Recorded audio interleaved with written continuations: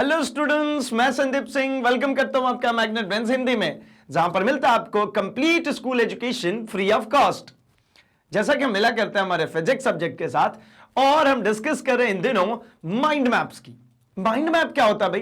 तो मतलब एक ऐसा स्क्रीन, एक ऐसा सिंगल स्क्रीन जहां पर हम पूरे चैप्टर्स को एक साथ कंपैरेटिव एनालिसिस के जरिए समझते हैं, सीखते हैं और फिर लॉन्ग टर्म के लिए लॉक कर लेते हैं अपने ब्रेन में, जो कि हमें जब कभी भी उनको अप्लाई करना होता है तो क्विक कॉल देती है। मतलब क्या, जैसे ही हमारे दिमाग में कोई टॉपिक आता है ना, तो हमें पूरी की पूरी इमेज, पूरी की पूरी फ्रेम समझ में आने लगती है। इसलिए हम करते हैं क्या, माइंड मैप को, जहां पर हम समझ पाते हैं कि अगर सिर्फ और सिर्फ हमारे ब्रेन को, हमारी आंखों को सिर्फ टॉपिक पढ़ने को दिया जाए तो किस तरीके से वो पूरे कॉन्सेप्ट को अपने आप से रिपीट करके अगेन एंड अगेन रिवाइज कर लेता है ना। इसी तरीके को कहते हैं भाई माइंड मैप। और इस सिलसिले में हम अपने आखिरी चैप्टर फिजिक्स के, जो कि हमारा ध्वनि पाठ 12, इस पर पहुंच चुके हैं और यहां पर हम बात करने वाले हैं ध्वनि के बारे में सब कुछ। तो शुरुआत कर लीजिए इस सेशन की। तो भाई देखिए, आपको बात तो समझ में आ ही गई है अब तक में कि भैया किस प्रकार से हमको इसको करते आते हैं। तो हम हर एक छोटे छोटे टॉपिक्स को उठाएंगे, उसके बारे में समझेंगे, सीखेंगे एंड एट द एंड पूरा एक कंप्लीट स्क्रीन आपको मिल जाएगा, जिसका स्क्रीनशॉट लेंगे एंड इससे भी बेहतर माइंड मैप आप स्वयं भी डिजाइन कर सकते हैं। क्योंकि माइंड मैप का सीधा सिंपल सा कॉन्सेप्ट है मेरा कि भाई सभी टॉपिक्स सिर्फ और सिर्फ एक ही पोस्टर पे आ जाए। तो भैया ऐसा एक माइंड मैप आप घर में बनाइए बेहतरीन डिजाइन के साथ, और फोटो खींच के हमें भी टैग कर सकते हैं। तो भाई हम भी अपने एंड से आपको पब्लिश करेंगे कि भाई कितना बेहतर आप माइंड मैप बना सकते हैं। चलिए आइए चलते हैं, शुरुआत करते हैं हम ध्वनि की। तो नाम से क्लियर है, ध्वनि क्या है भाई? साउंड होता क्या है? तो अभी जैसा कि आपके स्पीकर से आपकी कानों तक एक ऊर्जा आ रही है, जिसको हम कहते हैं ध्वनि ऊर्जा, और ये होती कैसे है भाई? तो ये एक तरीके का वाइब्रेशन है। क्या है भाई? ध्वनि एक तरीके का वाइब्रेशन, कंपन है। किस में कंपन होगा? तो माध्यम के कणों में कंपन होता है, जिसके जरिए एक जगह से दूसरी जगह तक ये ध्वनि संचरित होती है। मतलब ऐसा कहना चाहता हूं, ध्वनि क्या है भाई? तो जैसे एक ड्रम लिया मैंने, उसके ऊपर एक हथौड़े से ऐसा स्टक किया, तो क्या होगा भाई? उसमें से आवाज आएगी।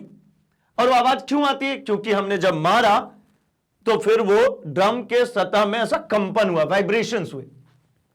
उसी वाइब्रेशन के कारण हमें क्या आती है? हमें ध्वनि आती है, हमें आवाज सुनाई देती। तो ध्वनि क्या है भाई? तो ध्वनि एक प्रकार की ऊर्जा है जो कि माध्यम में विक्षोभ के कारण, माध्यम में कंपन के कारण उत्पन्न होती है। ध्वनि उत्पन्न करने के लिए हमें किसी भी दो वस्तुओं को, दो ऑब्जेक्ट्स को टकराना आवश्यक है, ठीक है ना। या तो टक्कर हो, घर्षण हो, टच हो, संपर्कित होंगे, तो फिर वहां से हम ध्वनि प्रोड्यूस कर सकते हैं, ठीक है ना। क्या हो गई भाई? तो ध्वनि के बारे में हमारे पास इंफॉर्मेशन आ गई कि ध्वनि क्या है भाई? तो ध्वनि है एक तरीके का कंपन, जहां पर हम मीडियम्स के पार्टिकल्स को वाइब्रेट कराते हैं, जिसके जरिए ये प्रोड्यूस होता है, ठीक है। आगे बढ़ते हैं।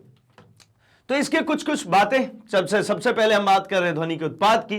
तो जैसे हमने कहा कि हमने स्टक किया तो ध्वनि उत्पादित हुई। आप कहेंगे मैंने कोई म्यूजिकल इंस्ट्रूमेंट, गिटार बजाया ऐसा, तो उससे भी भैया ध्वनि प्रोड्यूस हो रही है। ड्रम पीट रहे हैं तो भी हमें ध्वनि प्रोड्यूस हो रही है। दो चीजों को ऐसा रबिंग कर रहे हैं, घिस रहे हैं, तो भी ध्वनि प्रोड्यूस हो रही है। तो ध्वनि का उत्पादन बहुत सारे तरीकों से किया जा सकता है। एट द फाइनल एंड आपका गोल सिर्फ इतना सा है कि माध्यम के कणों में कंपन लाएं आप, बस, ठीक है। इसके बाद क्या बात करें भाई? तो इसके बाद बात करेंगे हम ध्वनि के संचरण की, कि ध्वनि चलता कैसे, एक जगह से दूसरी जगह ध्वनि किस प्रकार से चलेगा, हम इसकी बात करने वाले हैं, ठीक है। फिर हम बात करेंगे भाई अब ध्वनि संचरण के लिए, है ना, क्या, तो ध्वनि चलेगा कैसे एक जगह से दूसरी जगह। तो सबसे पहला और सबसे इंपॉर्टेंट चीज है कि ध्वनि को चलने के लिए हमें लगेगा माध्यम। बिना माध्यम के ध्वनि संचरित नहीं हो सकता है, क्योंकि हमने कहा ना, माध्यम के कणों को ही तो वाइब्रेट करा रहा हूं, माध्यम के कणों को ही तो कंपन करा रहा हूं, जिससे कि ध्वनि उत्पन्न हो रही है। तो बिना माध्यम के ध्वनि संचरित नहीं होती। अर्थात क्या, हमारे पास में भाई क्या माध्यम है? तो वायु माध्यम है भाई आपके पास में, जिसके जरिए आपके कानों तक साउंड आ रही है। अदरवाइज अगर इसी स्पीकर को आप ले जाकर के निर्वात में बजाइए तो क्या कोई आवाज आएगी? क्या सुनाई देगी? क्या नहीं। एक एक्सपेरिमेंट भी है इसमें, है ना, कि भैया एक इस तरीके से एक बॉटल लेते हैं और इसको क्या कहते हैं भाई, तो कंप्लीटली एक कॉर्क लगा करके इसको पैक कर देते हैं और इसमें से जो वायु है इसको क्या कर देते हैं, बाहर कर देते हैं। अब ये वैक्यूम हो चुका है। इसमें क्या करते हैं भाई, तो एक रिंग, एक घंटी इसके अंदर लगी है, बेल जार, और हम क्या करते हैं, इसको, इस घंटी को बजाते हैं तो पता चलता हमको कोई आवाज नहीं आ रही है। फिर हमने क्या किया भाई, तो इसमें वायु इंसर्ट कर देते हैं, वायु भर देते हैं, है ना, इसमें क्या करें, वायु भर देते हैं, तब बजाते हैं घंटी को तो आवाज आती है। तो फिर हमें समझ में आया कि भाई माध्यम होगा तो ही हमें क्या मिलेगा, हमारे लिए वो जो कंपन हो, देखिए घंटी था तो आपने उसमें कंपन तो करा दिया, लेकिन वो संचरित होने के लिए उसको माध्यम चाहिए था। ठीक है, तो हमारे पास तीन तरीके के माध्यम है, सॉलिड, लिक्विड और गैस। ठीक है, ठोस, द्रव और गैस। तो ठोस में सबसे तेज चलेगा कि द्रव में चलेगा कि गैस में, अब इसकी बात करते हैं। तो एक सिंपल सी बात समझिए, ये कंपन है और कंपन चलेंगे कैसे, जरा थोड़ा सा अगर आप महसूस कर पाए तो मैं आपको एक्सप्लेन करता हूं। मान लीजिए कि हमने साइकिल स्टैंड में पूरी साइकिलें खड़ी है लाइन से, मैंने एक साइकिल को एक किनारे से गिराया, तो मेरा ये जो फोर्स था वो आखिरी साइकिल तक पहुंच जाएगी, सभी साइकिल गिरते हुए चले जाएंगे, मुझे चलने की जरूरत नहीं पड़ेगी, लेकिन वो फोर्स कैरी फॉरवर्ड हो गया एक दूसरे के ऊपर। यानी जो माध्यम के कण हैं वो खुद नहीं कहीं चल के जाते हैं, लेकिन ऊर्जा को एक जगह से दूसरी जगह स्थानांतरित कर देते हैं। जैसा आप ऐसा समझिए कि हमें कुछ किताबों को यहां से यहां तक पहुंचवाना था, तो हमने क्या किया भैया, हमने लाइन बनवा दी है। हमने क्या किया, हम सभी स्टूडेंट्स लाइन से खड़े हो गए और यहां से किताब को लेकर के इस पोजीशन बी तक पहुंचवाना था। हमने पहुंचाने के लिए क्या किया, तो हमने एक किताब इसको दिया, ये क्या किया, इस किताब को इसको ट्रांसफर करेगा, ये इसको, ये इसको, ये इसको, और ये किताब ये बी तक पहुंच गई। क्या हम लोग अपनी जगह से चले? नहीं। एक दूसरी कंडीशन तो ये होती है कि हम यहां से क्या करते हैं, एक किताब उठाते ऐसा टुक टुक टुक टुक टुक टुक टुक टुक टुक टुक चल करके आकर के यहां किताब रख देते, तो इसमें मुझे खुद चल करके जाना पड़ता। लेकिन जब हमने लाइन बना लिए थे तो हम चल के नहीं गए थे, यानी माध्यम के कण कहीं नहीं गए, लेकिन किताब यहां से यहां तक चली गई। तो ऊर्जा के लिए भी ऐसा ही केस है भाई, मीडियम के जो पार्टिकल्स होते हैं, जो कण होते हैं, वो कहीं नहीं जाएंगे, लेकिन ऊर्जा एक जगह से दूसरी जगह तक चली जाती है। ठीक है, हम अभी इसके बारे में और डिस्कस करने वाले। देखिए, तो ध्वनि तरंग के लिए हम अब बात करना चाह रहे हैं अल्टीमेटली कि जब ध्वनि संचरित होती है एक जगह से दूसरी जगह पे, तो इसके संचरण के दो तरीके। ठीक है ना, क्या क्या भाई, तो इसके दो तरीके, एक जो माध्यम के कण है वो आगे पीछे चले। माध्यम के कण कैसे चले, आगे पीछे। जैसे मैंने अभी किताबें लेन देन में क्या किया था, इधर से लिया, इधर दिया, फिर इधर आऊंगा लूंगा, फिर इधर दूंगा, फिर इधर से आके लूंगा, फिर इधर दूंगा, मतलब ये माध्यम के कण ऐसे चल रहे, और जो वेव है, जो तरंग है, वो भी इधर ही चल रही है, जो तरंग है वो भी इधर ही चल रही है। अब आप बोलेंगे तरंग क्या होता भाई, तो ध्वनि जिस तरीके से चल करके जाता है एक जगह से दूसरी जगह, उसका फॉर्मेट जो होता है उसी को तरंग कहते हैं। तरंग क्या कहते हैं भाई, तरंग मतलब जो अपने आप को एक रेगुलर इंटरवल के बाद रिपीट करे। ये देखिए, यहां से यहां तक जो बना, फिर से वापस से इसको अगर मैं बनाऊं, चलिए मैं बनाता हूं, यहां से इसी का रिपीटेशन हो गया, फिर से वापस से बनाऊंगा तो ये इसी का रिपीटेशन हो गया। मतलब एक नियत समय के बाद ये खुद को क्या कर रहा है, रिपीट रिपीट रिपीट, हर बार अपने आप को क्या कर रहा है, रिपीट कर रहा है। तो इसी को हम कहते हैं तरंग, वेव। ठीक है, तो इसमें भी ऐसा ही है, ध्वनि भी एक वेव के रूप में ही चलता है। अगर मान लीजिए जो ध्वनि जा रही है, ये ध्वनि की दिशा कह देता हूं, तरंगों के बारे में अभी और चर्चा करूंगा। ध्वनि की दिशा अगर इधर के डायरेक्शन में है, और ये जो माध्यम के कण है उनकी दिशा है, ये माध्यम के कण है उनकी दिशा है, मतलब माध्यम कण आगे पीछे जा रहे हैं और तरंग आगे की तरफ जा रहा है, ध्वनि आगे की तरफ जा रहा है। तो एक तो ये हो गया हमारा क्या भाई, इस तरीके से हमारा जो वेव है, जो हमारी ध्वनि है, वो एक जगह से दूसरी जगह तक संचरित होती है, एक जगह से दूसरी जगह तक चल करके जाती है। ठीक है, अब थोड़ी सी बात करें तो ध्वनि तरंग जो है वो अनुदैर्ध्य है, मतलब अब ध्वनि तरंगों के बारे में थोड़ा स्पेसिफिकली डिस्कस करके आए। तो देखिए, एक तो हमने तरंग की बात करी है ये, ठीक है, इस तरंग का नाम क्या है भाई, तो ये तरंग का जो नाम है हमारा, ये अनुदैर्ध्य तरंग। क्या कहते हैं इसको, इससे जो मिलेगा वो अनुदैर्ध्य तरंग होगा। मैं नीचे बना देता हूं, ये अनुदैर्ध्य तरंग है। कैसा, अनुदैर्ध्य तरंग। तो ध्वनि जो है वो अनुदैर्ध्य तरंगों के रूप में प्रोड्यूस होकर के चलती है। कैसे भाई, तो अनुदैर्ध्य तरंग का आप चाहें तो एक और डायग्राम समझ सकते हैं। अगर मैं एक स्लंकी लूं, एक स्प्रिंग,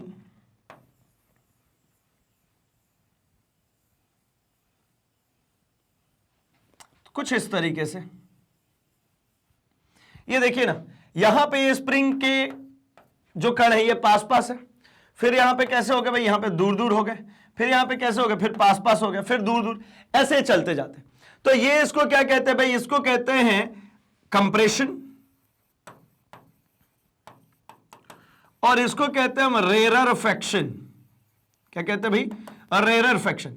एक जो है वो संपीड़न है। कंप्रेशन का मतलब क्या हो गया भाई? ये है हमारा संपीड़न, और ये जो है ये हमारा विरलन। और संपीड़न और विरलन होता क्या है भाई? तो ये भी समझाता हूं मैं आपको। आप अगर एक स्प्रिंग को, स्लंकी आपने देखा होगा है ना, एक स्प्रिंग है बहुत लंबा सा यहां से यहां तक, मैं सिर्फ इधर से एक बार हल्का सा फोर्स लगाऊं तो ये संपीड़ित होता हो जाएगा, मतलब संपीड़न, और इसके बाद क्या होगा? विरलन संपीड़न, विरलन संपीड़न, विरलन। जिस तरीके से आपने देखा है ना, जो केचुआ चलता है वैसा ऐसा चलता है, ये अपने आप को संपीड़ित करता है, फिर फैला लेता है, फिर संपीड़ित, फिर फैला लेता है। तो इसी तरीके से वेव चलता है, इसी को कहते हैं अनुदैर्ध्य तरंग। ठीक है, अगर इसी को रिप्रेजेंट करना हो आपको ग्राफिकली, तो ग्राफ के रूप में देखिए कैसे रिप्रेजेंट होता है।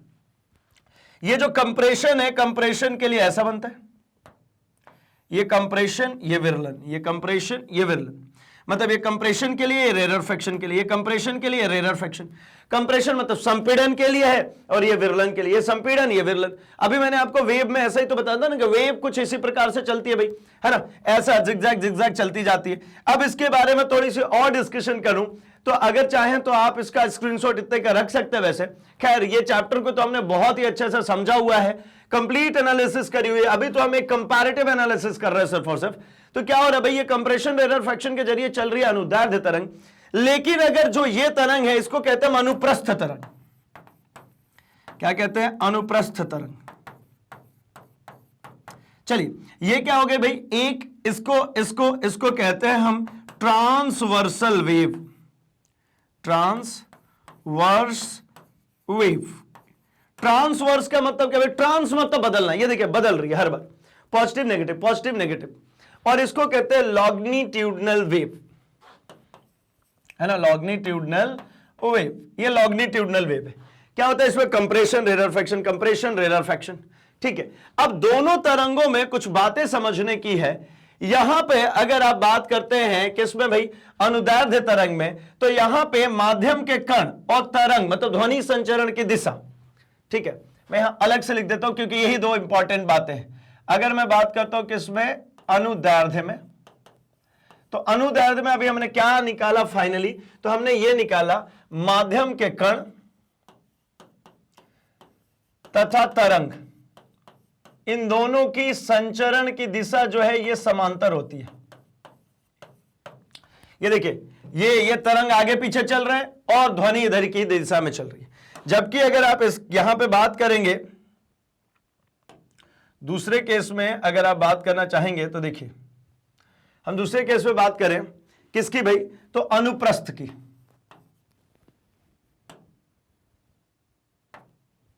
मैं बात करता हूं अनुप्रस्थ की। तो अनुप्रस्थ में देखिए ना, हम क्या कह रहे हैं? अनुप्रस्थ में जो तरंग के कण होते हैं ये सिर्फ और सिर्फ ऊपर नीचे मूव करते हैं, ये ऊपर नीचे ऊपर नीचे। बाकी तरंग किधर चलती है? तो तरंग किधर चलेगी। तो मतलब यहां पे कहूं कि कण तथा तरंग ये दोनों एक दूसरे के कैसे होते हैं भाई? तो ये लंबवत होते हैं। कैसे होते हैं? लंबवत। अगर तरंग संचरण की दिशा और जो हमारे माध्यम के कण हैं उनकी दिशा एक दूसरे के लंबवत है, ये कैसे बनता है? तो एक बहुत आसान तरीका बताऊं। आप जमीन पे एक रस्सी बिछाओ और एक सिरा पकड़ के ऐसा घुमाना शुरू करो, तो आप देखो ना ऐसे ऐसे ऐसे ऐसे रस्सी करती हुई आगे की तरफ जाती हुई दिखती है। लेकिन रस्सी का जो हिस्सा होगा, देखिए ये रही रस्सी, इसका ये वाले कण की बात करूं तो जब ये वेव इधर की तरफ जा रहा होगा तो ये वाला कण ऊपर जाएगा, और यही वाला हिस्सा अगले क्षण वेव नीचे आएगी तो ये नीचे आ जाएगा। मतलब जो माध्यम का कण है इसका ये कैसा चल रहा है भाई? ये सिर्फ और सिर्फ ऊपर नीचे, है ना, और वेव आगे की तरफ। अब नॉर्मली कर सकते हैं, पता है क्या? घर में अभी आपके पर्दे लटके ना, पर्दे को थोड़ा सा ऐसा सिकुड़ाइए, ऐसा ऐसा ऐसा ऐसा बना दीजिए, पर्दे को थोड़ा सिकुड़ाएंगे तो ऐसा होगा। अब एक सिरा पर्दे का हल्का सा ऐसा पकड़िए, देखिए एक ऐसा ऐसा वेव चलता जाएगा। लेकिन आप पाएंगे कि पर्दे का जो स्ट्रिप होगी वो सिर्फ और सिर्फ ऐसे आगे पीछे चली, ऐसे चल रही है, और हमें दिखेगा कैसा कि पर्दा ऐसे आगे, लहर आगे की तरफ बढ़ रही है। ठीक है, ये उसी तरीके से होता है ये वेव फॉर्म्स। जैसे कि आप एक पानी में एक पत्थर को डिप कीजिए तो पानी थोड़ी आगे जाता है, पानी अपनी जगह पे ऊपर नीचे, लेकिन हमें लहरें ऐसी समझ में आती है कि ऐसी बनती हुई बाहर की तरफ जा रही। एक एग्जांपल बताता हूं, बहुत ही आसान सा। आप एक काम करिए, एक बड़े से है ना तालाब में या कहीं पे गड्ढे में जहां पानी हो, या पूल वूल में एक बॉल डाल दीजिए, बॉल। अब आप कितना भी उसके बाजू में ऐसे ऐसे है ना हिलोरे मारिए, कितना भी पत्थर डालिए उसके अंदर, क्या होगा, वो बॉल देखेंगे ऊपर आएगा नीचे चला जाएगा, ऊपर आएगा नीचे चला जाएगा, वो बॉल किनारे को नहीं लगता। क्यों नहीं लगता भाई? क्योंकि वही माध्यम का कण है, वेव चल रही है ऐसे साइनोसॉइडल वेव के फॉर्म में, ट्रांसवर्स वेव के फॉर्म में, अनुप्रस्थ तरंग के रूप में चल रही है। आपको दिख रहा है पानी की लहरें अनुप्रस्थ जा रही हैं, लेकिन वो जो गेंद है वो ऊपर नीचे। तो मैं यही तो कह रहा हूं, ये पार्टिकल्स के जो कण है ये ऊपर नीचे चलते हैं, लेकिन तरंग संचरण की जो दिशा होती है वो फॉरवर्ड डायरेक्शन में होती है, आगे की तरफ बढ़ती हुई दिखती है। तो अभी इन दोनों में बात क्लियर हो गई होगी क्या भाई, अनुप्रस्थ और अनुदैर्ध्य तरंग। जहां पर अनुप्रस्थ तरंग, ठीक है, अनुदैर्ध्य तरंग को रिप्रेजेंट करने के लिए भी यूज की जाती है। अब इसमें कुछ कुछ बातें हैं। क्या क्या बातें हैं भाई? तो एक बात समझिए, इस तरंग को थोड़ा सा यहां पर आते हैं हम समझ करके। देखिए, बहुत ही आसान लैंग्वेज में अगर आपको सिखाऊं,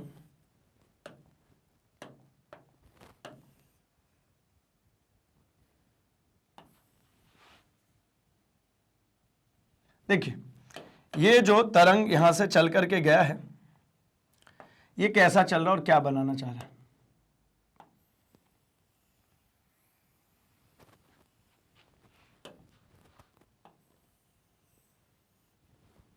एक थोड़ा सा प्रॉपर बनाता हूं मैं ताकि आपको थोड़ा सा दिखे ठीक ठाक। चलिए अब यहां पर मैं दिखाता हूं। देखिए कुछ कुछ बातें समझते हैं इसके अंदर। क्या क्या समझते हैं? तो सबसे पहली फुर्सत में तो ये समझते हैं, ये जो आपको वैल्यू दिख रही होगी यहां से यहां तक, ये या फिर मैं कह लूं यहां पर ये,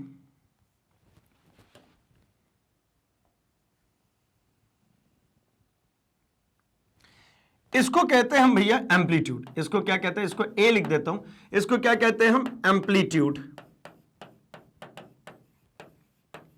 ठीक है, क्या कहते हैं इसको? एम्पलीट्यूड। ये एम्पलीट्यूड होता क्या है भाई? ठीक है ना, ये जो है एम्पलीट्यूड क्या है? तो एम्पलीट्यूड का मतलब आप समझ सकते हैं कि यहां से ये जो मीन पोजीशन है, यहां से अधिकतम विस्थापन को हम क्या कहते हैं? एम्पलीट्यूड कहते हैं। ठीक है, मीन पोजीशन से जो अधिकतम विस्थापन होता है उसी को कहते हैं एम्पलीट्यूड। दूसरा, ये यहां से चल करके गई और यहां तक पहुंची, तो एक बार इसने अपना एक साइकिल कंप्लीट किया। ये यहां से यहां तक गई तो ये कितना हुआ? दूसरी साइकिल। ये पूरी एक साइकिल है, ये पूरी दूसरी साइकिल, फिर एक बनेगा तो तीसरी साइकिल। जहां से चले वापस वहीं पर आ गए तो एक साइकिल बनती है। तो इसको क्या कहते हैं भैया? जो टी लिखा हुआ है इसको कहते हैं हम टाइम पीरियड, समय अंतराल। क्या कहते हैं इसको? समय अंतराल कहते हैं। ये समय अंतराल है। अच्छा, इसके बाद एक और टर्म है हमारे पास में, एम्पलीट्यूड हो गया, समय अंतराल हो गया। अब जरा देखिए, दो कोई से भी लगातार स्ट्रिंग, इसको क्या कहते हैं भाई? इसको कहते हैं हम स्ट्रिंग, इसको कहते हैं हम क्या? गर्त। और ये जो लाइन थी इसको कहते थे हम एम्पलीट्यूड। ठीक है, यहां से यहां तक में लगने वाले टाइम को कहा था टी। दो क्रमागत स्ट्रिंग या दो क्रमागत गर्त,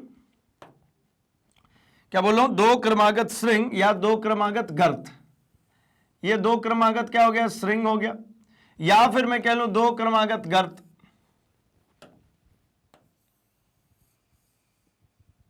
ये देखिए, दो क्रमागत स्ट्रिंग या दो क्रमागत गर्त। ये होना तो ऐसे बराबर ही डिस्टेंस पे चाहिए, लेकिन थोड़ा सा मैंने फ्री हैंड रेट बनाया है तो थोड़ा सा वेरिएशन दिख रहा है आपको। चलिए, ये दो क्रमागत स्ट्रिंग या दो क्रमागत गर्त, इसको हम डिनोट करते हैं लैम्डा से, और इसको कहते हैं हम क्या? वेवलेंथ। वेवलेंथ का मतलब क्या होता है भाई? तो यह है तरंग दैर्ध्य। क्या है? तरंग दैर्ध्य। तो यहां पर कुछ बातें हमको समझनी है। क्या क्या? एक तो हमें यह बात समझनी है, स्ट्रिंग क्या होता है भाई?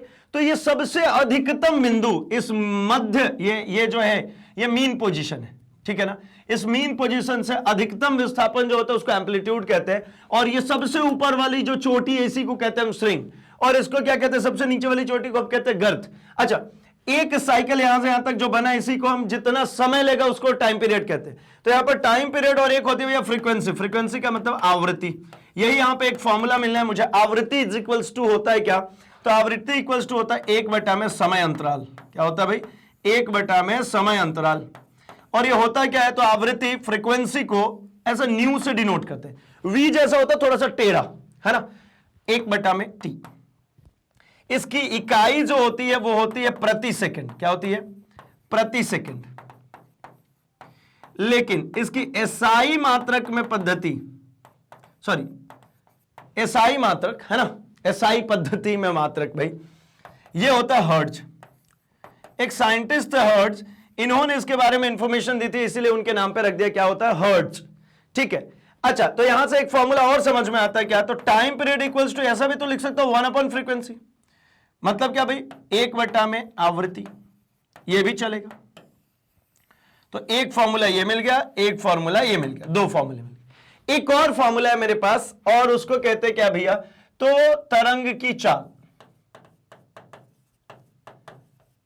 वेलोसिटी है ना, वेग क्या होता है भाई, तो आप कहेंगे तरंग की चाल मतलब हो गया दूरी बटा में समय। दूरी कौन है यहां पर, तो यहां पर है तरंग दैर्घ्य, क्या है, तरंग दैर्घ्य अपॉन समय अंतराल। सिंपल, तरंग दैर्घ्य ये है भाई, तरंग दैर्घ्य का मतलब क्या है, तो ये लंबाई ही है, ये अल्टीमेटली इसको क्या कहते हैं, ये नाम आपको इजीली याद रह जाएगा, वेवलेंथ। क्या कहते हैं इसको, वेवलेंथ।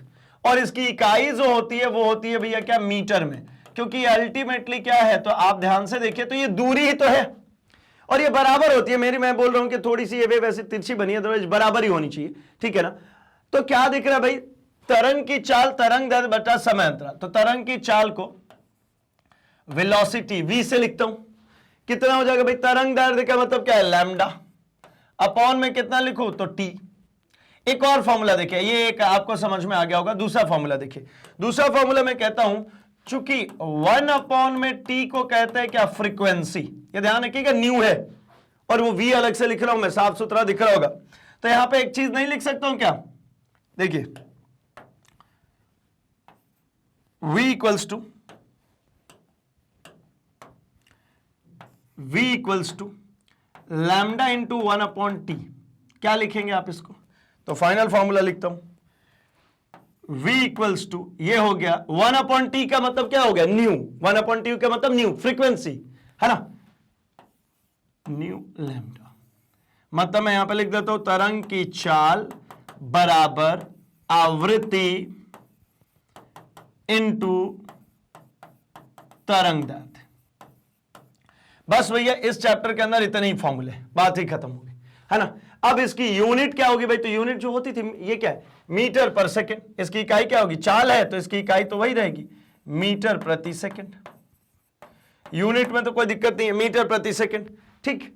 टाइम पीरियड है तो इसकी इकाई क्या रहेगी, तो इसकी तो इकाई सेकंड ही रहेगी भाई, इसकी प्रति सेकंड होती है तो उसको हर्ट्ज में लिखा हमने। यहां तक की बातें आपको समझ में आ गई होगी, इसको अलग से आप रख लीजिए, इसका एक अच्छा छोटा सा स्टिकर बनाएंगे जिसमें सारी इंफॉर्मेशन लिख देंगे, तो ये हमेशा हमेशा के लिए याद रहेगी, ठीक। आते हैं, तो यहां तक की हमें बातें समझ में आ चुकी हैं, हमने यहां तक के पिक्चर्स देख लिए भाई। आगे बढ़ता हूं, तो विभिन्न माध्यमों में ध्वनि की चाल की बात करते हैं, जैसे हमने बात किया था सॉलिड, लिक्विड और गैस में। तो क्या होगा, सॉलिड, लिक्विड और गैस की जब हम बात करेंगे, ठोस, तरल और गैस की, तो ठोस में माध्यम के कण पास पास होते हैं, ठोस में माध्यम के कण कैसे होते हैं, पास पास होते हैं, द्रव में थोड़े दूर दूर और गैस में बहुत दूर दूर। तो भाई मुझे वो किताबें एक दूसरे को ऐसे पास कर दी थी ना, अगर हम बहुत क्लोजर खड़े होंगे तो बड़ी आसानी से ऐसा लिया ऐसा दिया, ये लिया और दिया। थोड़े से दूरी पे होंगे तो मैं ऐसा लूंगा और ऐसा दूंगा, थोड़े और दूरी पे तो मैं ऐसा लूंगा और फिर ऐसा दूंगा। क्या समझ में आया आपको, मैं कह रहा हूं ठोस है ना, माध्यम के कण पास पास है तो बड़ी आसानी से टिक टक, और थोड़े दूर है तो ऐसा और थोड़ा और दूर है तो है ना। तो क्या हो रहा भाई, मैं कह रहा हूं बस कि भैया गैस के मॉलिक्यूल दूर दूर होते हैं, मतलब उसमें साउंड को जाने में दिक्कत होने वाली है कंपैरेटिवली, लिक्विड में थोड़ी सी आसानी और सॉलिड में सबसे आसान। इसीलिए इस्पात में सबसे ज्यादा तेज साउंड ट्रैवल करता है, इस्पात में सबसे तेज साउंड ट्रैवल करता है, बहुत तेजी से इस्पात में साउंड जाता है, क्योंकि ठोस है एक तो, बहुत ही पास पास कण होते हैं, और उसको जब हम ठोकते हैं तो हमें पता है ना कि साउंड मेटेलिक रिंगिंग हमने पढ़ी होगी, हमने पढ़ा होगा सोनोरस होता है मेटल, जो ध्वनि ऐसा कह सकते हैं, जो हमारे धातु होते हैं वो ध्वनि के सुचालक भी होते हैं और अच्छा ध्वनि मतलब ध्वनि प्रोड्यूस भी करते हैं भाई, ठीक है। सोनोरस होता है, मेटालिक रिंगिंग होती है उसमें, धात्विक ध्वनि होती है उसमें, खनक कह सकते हो उसको, एक अलग टाइप की खनक होती है अगर वो धातु की बनी है। तो अल्टीमेटली क्या, मॉलिक्यूल्स पास पास है, वो इजीली एक दूसरे को एनर्जी ट्रांसफर कर देते। तो यहां तक की बातें आपको समझ में आ गई। आगे बढ़ता हूं, आगे बात करें तो भैया ध्वनि के एक और गुण की तरफ हम बढ़ेंगे, ध्वनि के परावर्तन की तरफ। ध्वनि का परावर्तन बेसिकली क्या है और इसकी यूटिलिटी क्या है? तो ध्वनि का परावर्तन, ध्वनि एक आप ऑब्वियस सी बात है, एक ऊर्जा है। अगर मान लीजिए मैंने एक यहां पर एक फिक्स दीवार है और यहां पर एक पाइप ले लिया, है ना, ये एक्सपेरिमेंट है अल्टीमेटली, जिसे आपको समझाया जा सकता। एक मैंने यहां से पाइप ले लिया और इसमें से ध्वनि को पास कर दिया, ठीक है ना, इसमें से मैंने क्या किया, ध्वनि को पास कर दिया। तो इसमें से जब मैंने ध्वनि को पास किया तो ध्वनि चलना शुरू करेगी, ठीक है। तो ध्वनि यहां पहुंची और इसके बाद ये टकराने के बाद ये अगर अवशोषी सत्ता नहीं होगा तो टकराने के बाद ये क्या हो जाएगी, लौट आएगी वापस। तो इसमें क्या कहा कि यहां पर अगर एक अभिलंब ड्रॉ कर दूं, यहां पर क्या ड्रॉ कर दूं, अभिलंब, कहां पर, जहां पर ये आपतित हुई। एक पाइप से ऐसा बोलूंगा मैं, इधर से क्या करूं मैं, यहां से मैं बोल रहा हूं, ठीक है, यहां से मैं बोल रहा हूं,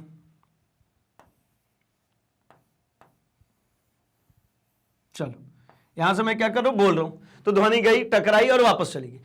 अगर इसको मैं कहता हूं अभिलंब, क्या कहते हो इसको मैं कह देता हूं अभिलंब, तो ये हो जाएगी आपतित तरंग।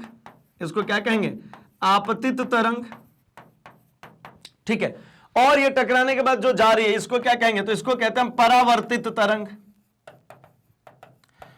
और यहां पर कहा जाता है कि अगर यहां पर जो कोण बन रहा है अभिलंब और आपतित तरंग के बीच में, इसको अगर आई कहूं तो अभिलंब और परावर्तित तरंग के बीच में बनने वाले को मैं कह दूंगा आर। और अगर मैं यहां पर भी एक पाइप बना दूं ऐसा, तो मुझे सबसे ज्यादा ध्वनि यहीं पर सुनाई देने वाली है। यहां पर रहे मेरे कान, यहां पर अगर मैं सुनूंगा तो सबसे ज्यादा तेज ध्वनि यहीं पर आएगी, मतलब गई और ये टकरा के वापस आ गई। यानी मैं अगर इन शॉर्ट बनाऊं तो देखिए इसका एक डायग्राम बहुत ही सिंपल से बनाता हूं। ये हो गई आपतित साउंड वेव, ये हो गई परावर्तित साउंड वेव, और यहां पर हमने बना लिया, ये हो गया हमारा अभिलंब। क्या हो गया, ये अभिलंब। ये क्या हो गया भैया, तो ये आपतित तरंग। आपतित तरंग मतलब आपतित ध्वनि, है ना। ये क्या हो गया भाई, तो ये हो गई हमारी परावर्तित ध्वनि। ये क्या है, परावर्तित ध्वनि या परावर्तित तरंग लिख रहा हूं। तो यहां पर मैंने आपको यही चीज लिखा है कि ये आई और ये क्या हो जाएगा, आर। तो यहां पर जो थीटा आई है, ये थीटा आई भी लिख सकते हैं, या कोण आई कह देता हूं। आपतन कोण कहते हैं इसको, किसको, आई को। आपतन कोण कहते हैं किसको, आई को, या थीटा आई भी कह सकते इसको। और परावर्तन कोण कहते हैं इसको आर को, या कहीं पे थीटा आर लिखा हो। तो एक नियम है, क्या नियम है भाई, कि जो थीटा आई होता है वो, थीटा आई जो होता है वो बराबर होता है थीटा आर के। थीटा आई जो है वो बराबर होता है किसके, थीटा आर के। मतलब आपतन कोण सदैव बराबर होता है किसके, परावर्तन कोण के। यही है ध्वनि के परावर्तन का नियम। क्या है भाई, आपतन कोण हमेशा ही परावर्तन कोण के बराबर होता है। तो यहां से इसके नियम समझ में आ गया, यानी ध्वनि के परावर्तन के बारे में। अब इसके बहुत सारे उपयोग है, बहुत सारी यूटिलिटियां हैं, ठीक है ना। बहुत सारी यूटिलिटियों में क्या क्या चीजें हो सकती है, तो मैं चलिए अभी इसको हटाता हूं और मैं जरा बात करता हूं इसकी यूटिलिटी की। तो ध्वनि के परावर्तन का उपयोग क्या है, जैसे एक सिंपल से मैं बात करूं तो आपको यहां पे एक बैकग्राउंड में यहां पर इमेज दिख रही होगी अगर, तो भाई आप देख सकते हैं यहां पर क्या हुआ, एक शिप है, यहां से एक वेव चल करके आई, नीचे एक सबमरीन इसे टकराई और वापस चली गई। ये परावर्तन ही है। पढ़ेंगे ये क्या होता है, क्यों होता है, ऐसा क्यों काम कर रहे हैं, लेकिन ये तो समझ में आया ना कि ये वेव आई और चली गई, ठीक है। तो ध्वनि के परावर्तन के कारण क्या मिलती है भाई, तो पहली चीज तो मिलती है प्रतिध्वनि। प्रतिध्वनि का मतलब इको। जैसा खाली रूम में आप बोलते हैं तो क्या होता है भाई, आवाज जाती है टकरा करके वापस आ जाती है, ठीक है ना। क्या होती है भाई, आवाज जाती है टकरा करके वापस आए, तो एको कहते हैं इसको। और एको क्रिएट करने के लिए एक बात हमेशा ध्यान रखिए कि हमारे दिमाग पर सुनी हुई बात का असर बस 1/10 सेकेंड का होता है। फिर भी टीचर्स कहते रहते हैं, एक कान से सुनते हो दूसरे कान से निकाल देते हो। अरे भैया हमारे दिमाग पे होता ही 1/10 सेकेंड के लिए, वो जो भी आपने कहा, तो ऐसा तो होता ही रहेगा ना। तो इसीलिए मैग्नेट फ्रेंड्स कोशिश करते हैं क्या, बार बार पढ़ाने की भाई, ताकि ये 1/10 के खूब सारे कर दूं मैं, है ना। चलिए 1/10 सेकंड का मतलब हमारे ब्रेन के पास में जो कुछ भी मैंने सुना वो 1/10 सेकंड तक ही इफेक्टिव होता है। अगर सेम आवाज 1/10 सेकंड के बाद फिर से आ गई तो मुझे क्या लगता है, repetition, that is called echo. जैसे आपने है ना म्यूजिकल इंस्ट्रूमेंट म्यूजिक्स में आपने सुना होगा है ना, थोड़ा कम गाने आता है तो क्या करते हैं भाई, इको बढ़ा देते हैं। तो हमने एक बार कहा हेलो तो उधर से 2-3 बार आवाज आती है, हेलो हेलो हेलो हेलो। ये क्या है भाई, इको।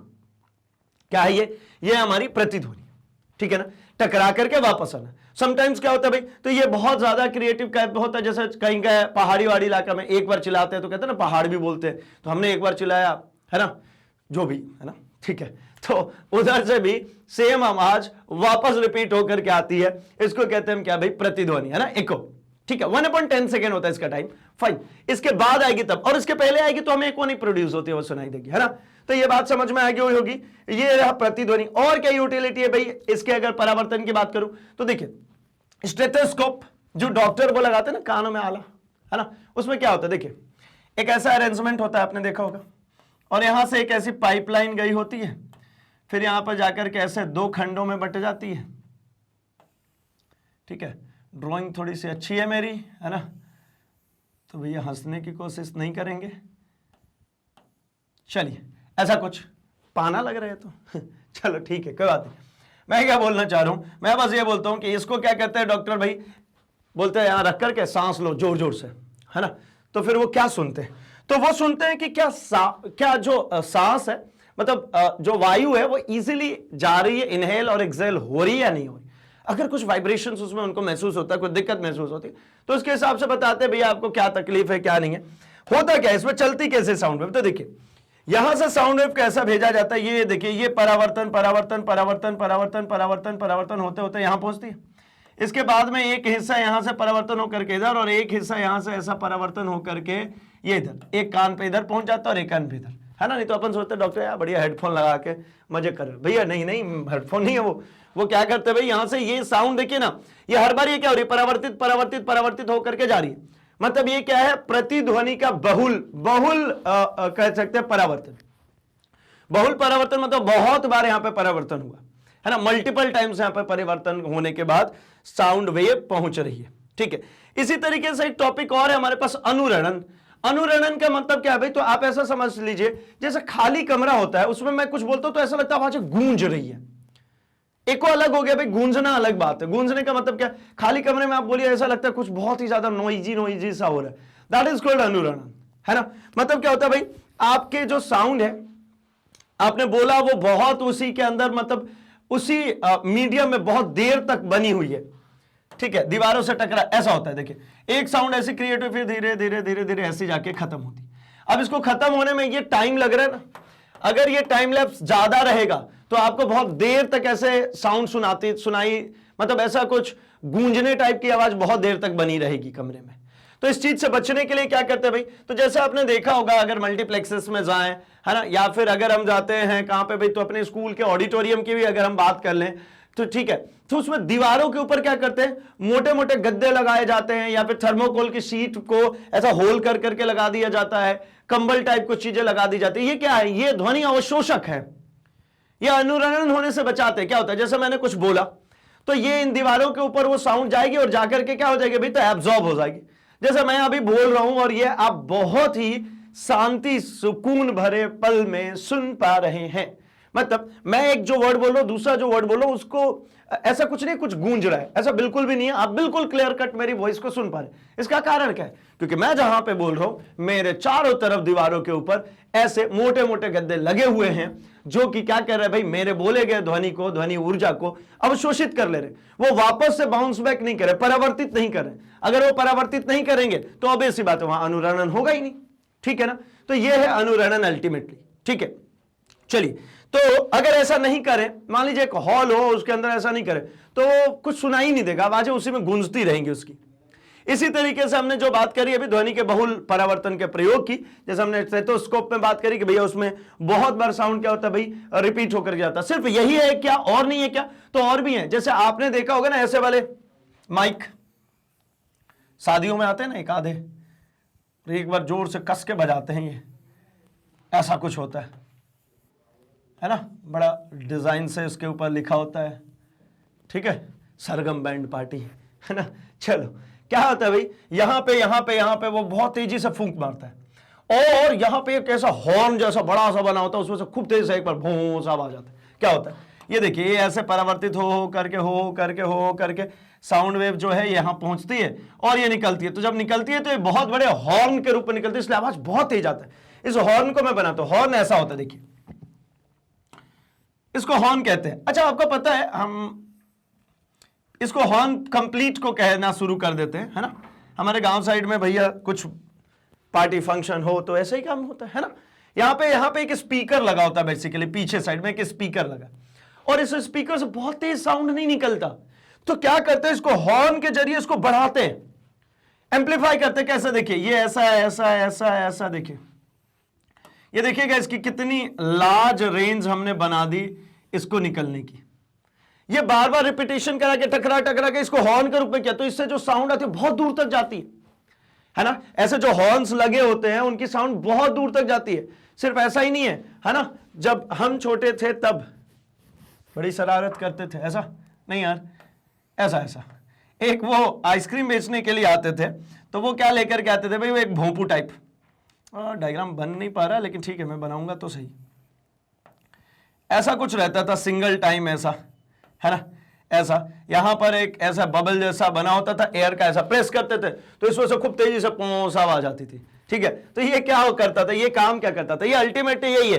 क्या होगा भाई, बार बार यहां पर तरंगे जो थी उसको क्या कर रहे थे हम, प्रतिध्वनि के रूप में उसको बार बार रिफ्लेक्ट करा रहे थे, परावर्तित करा रहे थे, और हमें साउंड आगे की तरफ बहुत बड़ी बनती हुई दिख रही थी। ठीक है, अभी यहां तक की बातें आपको समझ में आ गई होगी। अब हम बात करते जा रहा श्रव्यता का परिसर, मतलब हियरिंग रेंज की अगर हम बात करें तो देखिए सुनने की जो क्षमता कुछ ऐसी मैं बना लेता हूं, 20 to 20,000 हर्ट्ज, 20 से 20,000 हर्ट्ज तक की जो ध्वनि तरंगे होती हैं, इनको क्या कर सकते हैं भाई, ये सुन सकते हैं, तो इनको हम श्रव्य तरंग कहते हैं। इनको हम क्या कर सकते हैं, सुन सकते हैं इजीली। लेकिन अगर इससे ज्यादा हो गई, मतलब 20,000 से ज्यादा हो गई, ठीक है, तो इससे जो बड़ी होगी इसको क्या करेंगे, तो इसको कहते हैं हम अल्ट्रासाउंड। क्या कहते हैं, अल्ट्रासाउंड। और अगर इससे कम रह गई, 20 से 20,000 हर्ट्ज से कम रहेगी, तो इसको क्या कहेंगे भाई,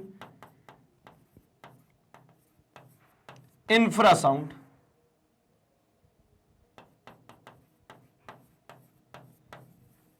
ठीक है, मतलब क्या भाई, एक परा तरंग है ना, पराश्रव्य ध्वनि, और एक है अवश्रव्य ध्वनि।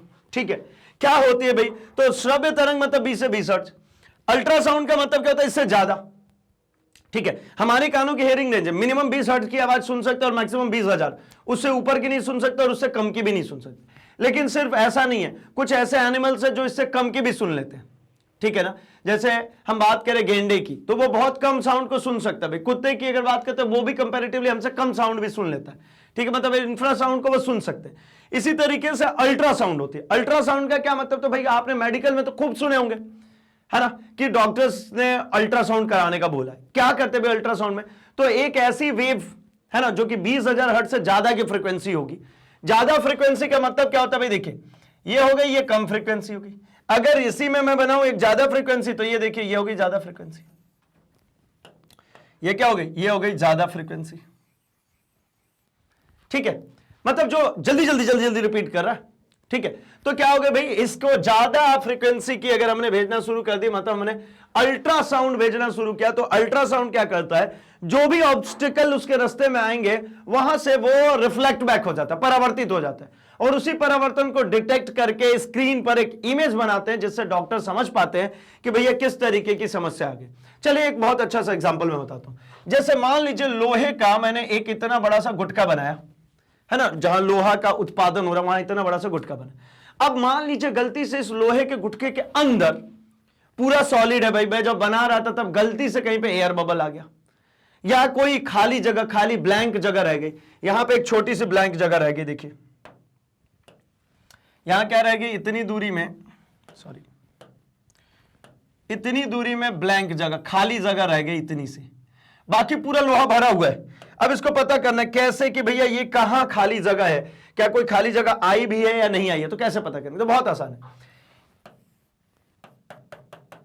यहां से हम बहुत सारे साउंड वेव्स को, कौन से, अल्ट्रासाउंड को भेजना शुरू करते हैं। हमने एक अल्ट्रासाउंड यहां से भेजा, ये बिल्कुल जाकर के यहां पर मिल गई, मतलब यहां से हमने ट्रांसमिट किया था और वहां जाकर के हमको वापस से गेन हो गई, यहां से भेजा वहां मिल गई, तो मतलब क्या है भाई, ये यहां पर माध्यम उपलब्ध है तभी तो ये ट्रैवल करेगा। अब क्या हुआ, जैसे मैंने यहां पर भेजा तो पता लगा कि यहां पर कुछ नहीं मिल रहा है, मैंने एक वेव और भेजी तो पता लगा यहां भी कुछ नहीं मिल रहा है, एक वेव और भेजा तो यहां भी कुछ नहीं मिल रहा है, फिर मैंने एक भेजा तो ये पूरी मिल गई। तो मतलब क्या, इसकी विड्थ के पता लग गई कि कितनी चौड़े में वो गैप है। क्यों रुक क्यों रहा है, क्योंकि यहां पर कोई माध्यम नहीं है ना, ये जो जगह दिख रहा है, ये जो जगह दिख रहा है आपको, ये कैसी जगह, ये खाली जगह ही है। अब अगर ये खाली जगह, माध्यम है नहीं, तो माध्यम नहीं है तो भैया ये तरंग संचरित थोड़ी होंगे। अब माध्यम नहीं है, तरंग संचरित नहीं हुए, तो देखिए ना इसकी हमने लेंथ पता कर ली। और ऐसे ही अगर मैंने कुछ वेव्स को ऊपर से नीचे की तरफ भेजा होता, तब सपोज मैंने क्या किया होता है, इसमें कुछ वेव्स को यहां से भेजा ऊपर से नीचे की तरफ, तो ये वाली वेव भी पार हो जाती, ये भी पार हो जाती, ये नहीं होती।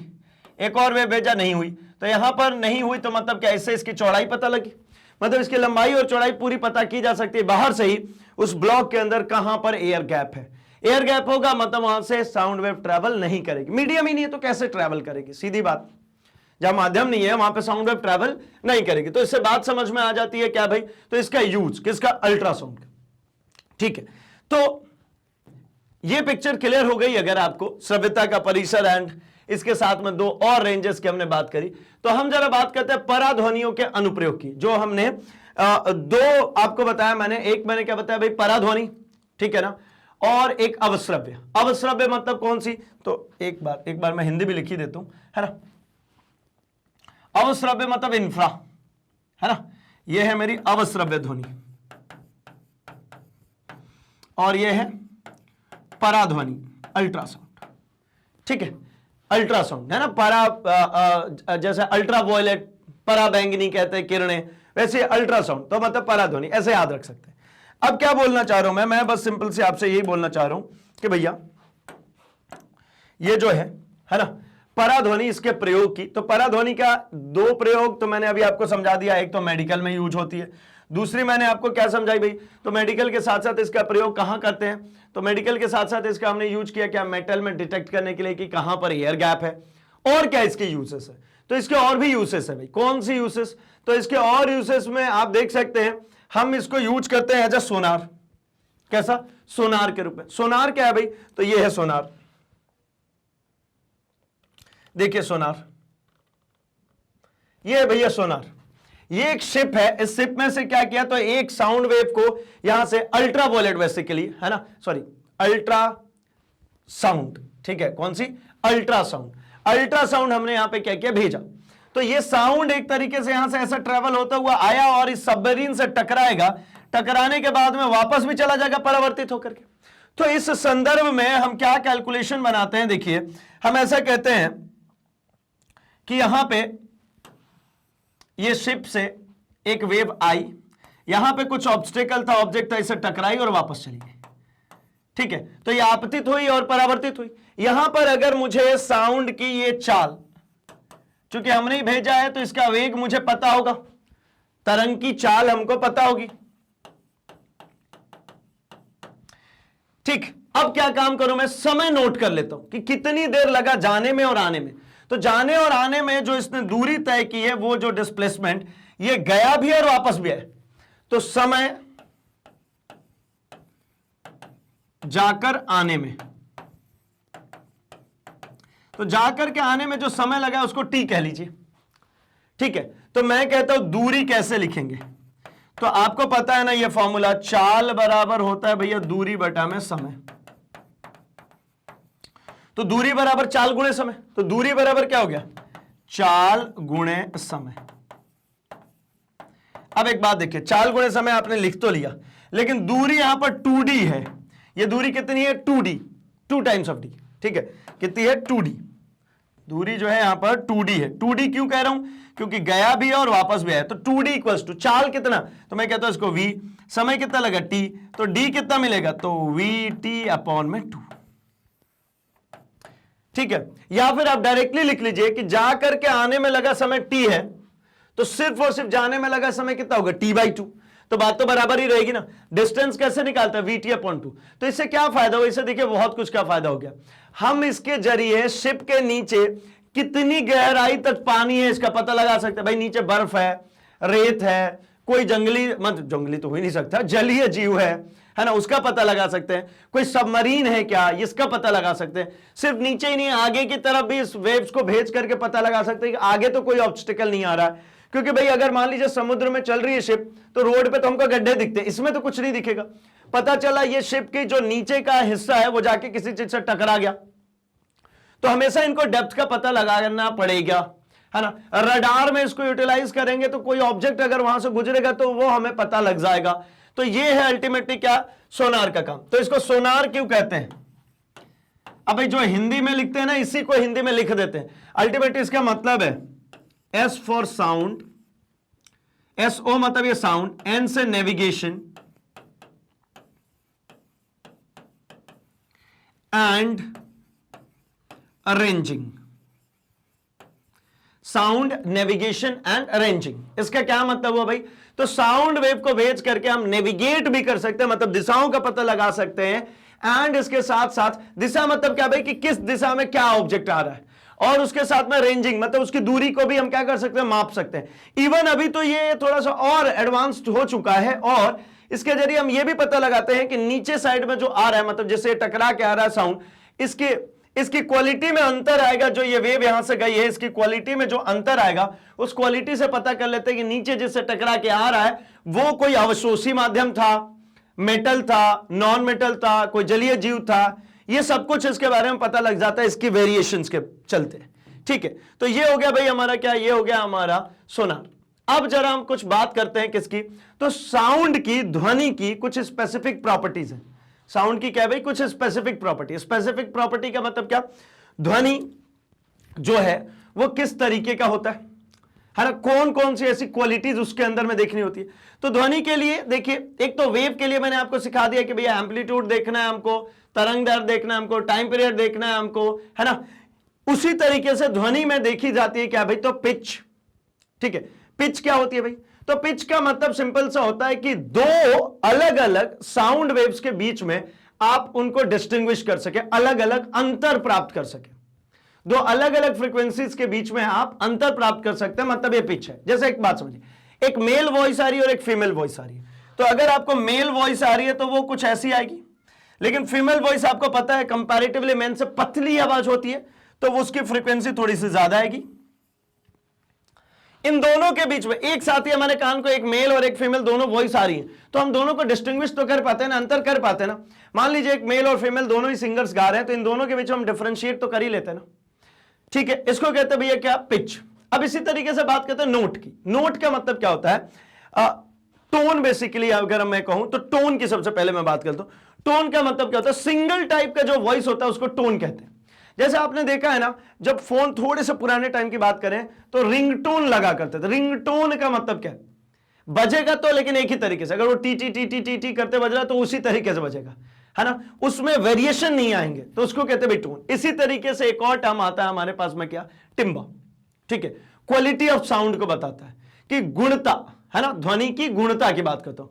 ध्वनि की गुणता की अगर बात करते हैं तो कितना बेहतरीन साउंड है, उस कैसे पता लगता है भाई, वो जितना ज्यादा स्मूथ चल करके आ रहा होगा, जितना ज्यादा वेरिएशंस आप उसमें महसूस कर पा रहे होंगे, that is timber, that is quality of sound, जो आप डिस्टिंग्विश कर पा रहे होंगे। मतलब कैसे, अगर एक फ्लूट बज रही है, बांसुरी भी बज रही है ना, और हारमोनियम की भी आवाज है, तो दोनों के बीच में आप डिफरेंशिएट कर लेते हैं इजिली, बिना देखे। ठीक है, तो ये क्वालिटीज हैं इसके साउंड के बारे में, जिसको हमें ध्यान में रखना है। अब थोड़ा सा आगे बढ़ता हूं और मैं आता हूं सबसे आखिरी पार्ट इसमें, मानव कर्ण की संरचना के ऊपर। ह्यूमन जो ईयर है उसमें क्या होता है और कैसे चलता है।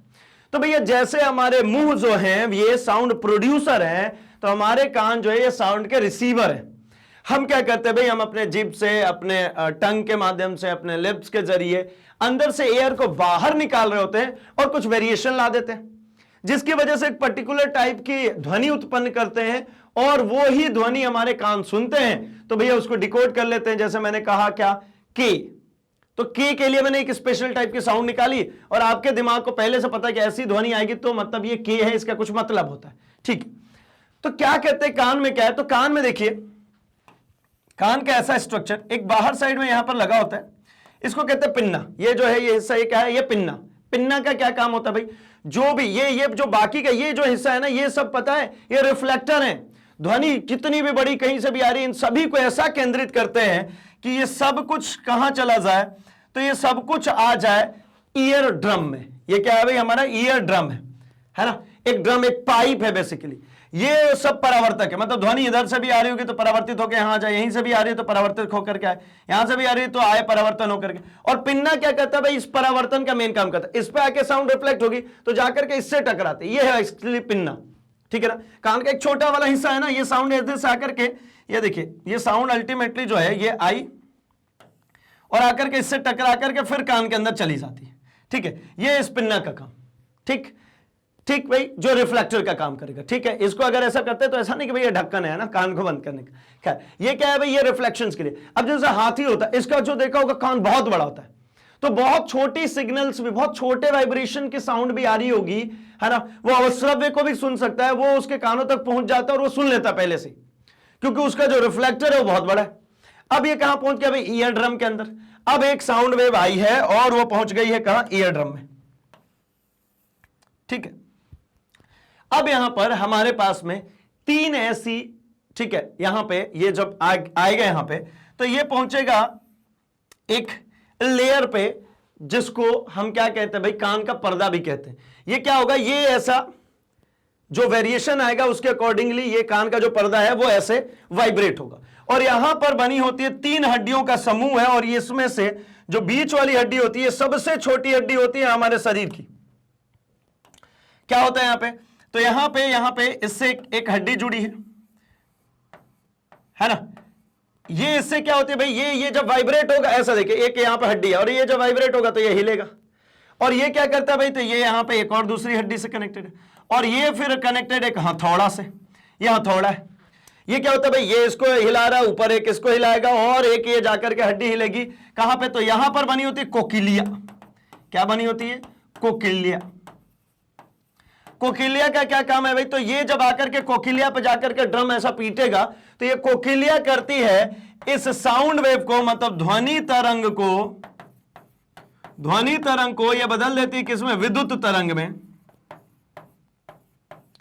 और ये चला जाता है कहां, तो ये चला जाता है हमारे ब्रेन को, और हमारा ब्रेन सेंस कर लेता है, ठीक है। ये बेसिकली हमारे मानव कर्ण की संरचना है, इसी के बेसिस पे हमारा जो कान है वो काम करता है और हम किसी भी ध्वनि को इजीली सुन पाते हैं। आई होप ये बातें आपको समझ में आई है।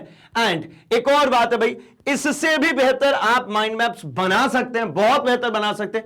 आप छोटे छोटे स्टिकर्स के रूप में बना सकते हैं माइंड मैप। एंड ये जो पूरा ही सेगमेंट हमने देखा है, इसके लिए डिस्क्रिप्टिव वीडियो अवेलेबल है, इसके नीचे लिंक आपको मिल जाएगी, वहां से प्लेलिस्ट को फॉलो कीजिए और वहां जाकर के इसका डिस्क्रिप्टिव वीडियो देख सकते हैं, जहां पर हमने इस पूरे चैप्टर के हर एक टॉपिक को बहुत ही डिस्क्रिप्टिव वे में समझा है, इमेजेस के जरिए समझा है। ये क्विक रिवीजन टाइप पोर्शन था भाई, जहां पे बहुत ही कम समय में एक सिंगल स्क्रीन पे हमने इस पूरे चैप्टर को समझने की कोशिश की। बट आई रिपीट कि इस चैप्टर का आप कंप्लीट एनालिसिस के लिए अगर आपने नहीं देखा हो हमारे कॉन्सेप्ट वीडियोस को तो जरूर देखें, वन शॉट रिवीजन वीडियो को जरूर देखें, वहां से जाकर के पूरा चैप्टर स्मूथ हो जाता है। एंड ये हमने जो किया है अल्टीमेटली सब कुछ फिंगर टिप्स पे लाने के लिए। तो आई होप कि आपको एक बार पूरे टॉपिक रिवाइज हो गए, और इसका फायदा सिर्फ ये है, आपके दिमाग ने सिर्फ और सिर्फ प्रतिध्वनि, मतलब आंखों ने सिर्फ प्रतिध्वनि देखा, लेकिन दिमाग ने कहा कि भैया प्रतिध्वनि अच्छा मतलब रिपीटेशन ऑफ साउंड है। इसी के लिए हम बनाते हैं क्या, माइंड मैप। हमारे दिमाग में सिर्फ और सिर्फ ध्वनि का परिवर्तन, हमारी आंखों ने ध्वनि का परिवर्तन देखा, लेकिन दिमाग में ना वो वाली पिक्चर आ गई कि एक आपतित हो रही है, परावर्तित हो रही है, बीच में एक अभिलंब बन रहा है, यहां पर क्या हो रहा है भाई, तो थीटा आई बन रहा है, यहां पर थीटा आई और थीटा आर एक दूसरे के बराबर होते हैं। तो ये जहां पढ़ाई कर रहे हैं वहां पे ऐसा एक स्टिकर बनाई और चिपकाइए। जितनी बार आपकी नजरें उसके ऊपर पड़ेंगी ना, आपका ब्रेन बिना आपसे कुछ पूछे प्रोसेस करता रहेगा और हमेशा हमेशा के लिए चीजें याद हो जाएंगी। बहुत आसान होता है यह तरीका याद रखने का। चलिए भाई, तो जो हमने टारगेट सेट किया था हमारे लिए कि हम इसमें करने वाले हैं क्या, तो हम इसमें कवर अप करने वाले हैं हमारे माइंड मैप के जरिए इस पूरे चैप्टर का एक कंपैरेटिव एनालिसिस, वो हम कर चुके हैं। सारे टॉपिक्स को हम फिंगर टिप्स पे ला चुके हैं। तो भाई इसी तरीके से मैग्नेट ब्रेन से आप जुड़े रहिए, क्योंकि मैग्नेट ब्रेन कमिटेड एक हाई क्वालिटी एजुकेशन प्रोवाइड करने के लिए। एंड यहां पर सीबीएसई इंग्लिश मीडियम या फिर आप हिंदी मीडियम से इसके कोर्सेज पूरे प्रोवाइड होते हैं फ्री ऑफ कॉस्ट। आप किसी भी स्टेट बोर्ड से हो, चाहे आप Bihar board, UP board, Rajasthan board, किसी भी स्टेट बोर्ड से भाई, आपकी भी पूरी कोर्स आती है यहां पर फ्री ऑफ कॉस्ट। आप जिस भी मीडियम से हो आप यहां से अपनी पढ़ाई कर सकते हैं, चाहे आप NTSC, Olympiad, CUET, IIT, JEE की तैयारी करो, इसके लिए भी कंप्लीट क्लासेस आती है फ्री ऑफ कॉस्ट। साथ ही साथ इस वीडियो के डिस्क्रिप्शन बॉक्स में जाइए, वहां पर आपको मिल जाती है बुक्स एंड ई बुक्स के लिए लिंक, आप वहां से परचेस कर सकते हैं मैग्नेट ब्रन्स द्वारा exclusively designed books and e books को। तो जिस तरीके से आप हमारे साथ में कनेक्टेड है हमारे यूट्यूब चैनल पे, इसी तरीके से आप हमसे जुड़ सकते हैं हमारे social media platform, that is Facebook, Instagram, Twitter, Telegram पे। एंड आपके कोई सजेशन, कोई सुझाव वो हम तक पहुंचा सकते हैं। एंड अगर हमारी कोई नई इंफॉर्मेशन आती है वो फटाफट हम आप तक पहुंचा सकते हैं इसके जरिए। तो जल्दी से इस वीडियो को लाइक कर दीजिए, चैनल को सब्सक्राइब एंड इसे अपने दोस्तों में शेयर भी कर दीजिए भाई, क्योंकि उन्हें भी तो बताना है कि मैग्नेट ब्रेन्स हिंदी लेकर के आते हैं क्वालिटी एजुकेशन एक्सपीरियंस टीचर्स के साथ, वो भी फ्री ऑफ कॉस्ट। तो बने रहिए हमारे साथ, हम मिल रहे हैं इसी तरीके के और नए नए फॉर्मेट्स के साथ, सभी चैप्टर्स के साथ। Thanks for watching.